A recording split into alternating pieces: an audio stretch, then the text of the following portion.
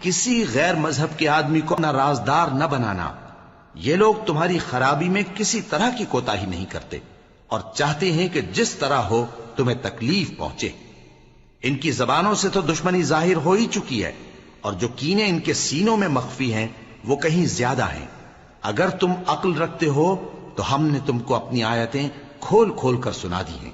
دیکھو تم ایسے صاف دل لوگ ہو کہ ان لوگوں سے دوستی رکھتے ہو، حالانکہ یہ تم سے دوستی نہیں رکھتے، اور تم سب کتابوں پر ایمان رکھتے ہو اور یہ تمہاری کتاب کو نہیں مانتے، اور جب تم سے ملتے ہیں تو کہتے ہیں ہم ایمان لے آئے ہیں، اور جب تنہا ہوتے ہیں تو تم پر غصے کے سبب انگلیاں کاٹ کاٹ کھاتی ہیں۔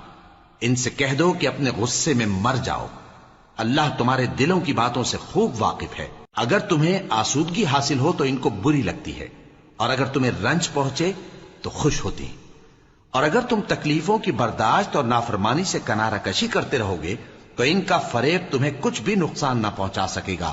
یہ جو کچھ کرتے ہیں اللہ اس کا احاطہ کیے ہوئے ہے۔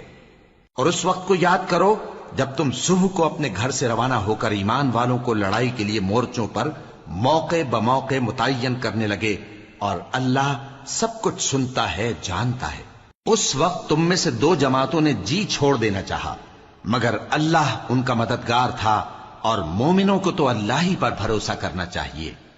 اور اللہ نے جنگ بدر میں بھی تمہاری مدد کی تھی، جبکہ اس وقت بھی تم بے سر و سامان تھے۔ بس اللہ کی نافرمانی سے بچو تاکہ شکر گزار بن جاؤ۔ جب تم مومنوں سے یہ کہہ کر ان کے دل بڑھا رہے تھے کہ کیا تم کو یہ کافی نہیں کہ تمہارا پروردگار 3000 فرشتے نازل کر کے تمہیں مدد دے؟ ہاں کیوں نہیں، اگر تم دل کو مضبوط رکھو اور نافرمانی سے بچتے رہو، اور کافر تم پر جوش کے ساتھ دفتن حملہ کر دیں تو تمہارا پروردگار 5000 فرشتے جن پر نشان ہوں گے تمہاری مدد کو بھیجے گا۔ اور اس مدد کو تو اللہ نے تمہارے لیے ذریعہ بشارت بنایا، یعنی اس لیے کہ تمہارے دلوں کو اس سے اطمینان حاصل ہو، ورنہ مدد تو اللہ ہی کی طرف سے ہوتی ہے جو غالب ہے، حکمت والا ہے۔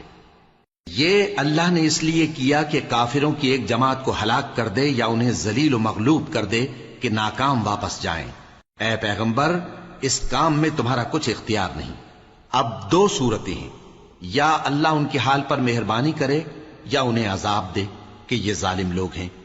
اور جو کچھ آسمانوں میں ہے اور جو کچھ زمین میں ہے سب اللہ ہی کا ہے، وہ جسے چاہے بخش دے اور جسے چاہے عذاب کرے، اور اللہ بخشنے والا مہربان ہے۔ اے ایمان والو، دگنا چوگنا سود نہ کھاؤ، اور اللہ سے ڈرو تاکہ کامیاب ہو جاؤ، اور دوزخ کی آگ سے بچو جو کافروں کے لیے تیار کی گئی ہے، اور اللہ اور اس کے رسول کی اطاعت کرو تاکہ تم پر رحمت کی جائے، اور اپنے پروردگار کی بخشش اور اس بہشت کی طرف لپکو جس کا عرض آسمان اور زمین کے برابر ہے، اور جو پرہیزگاروں کے لیے تیار کی گئی ہے، جو آسودگی اور تنگی میں اپنا مال اللہ کی راہ میں خرچ کرتے ہیں اور غصے کو روکتے اور لوگوں کے قصور معاف کرتے ہیں، اور اللہ نیکوکاروں کو دوست رکھتا ہے۔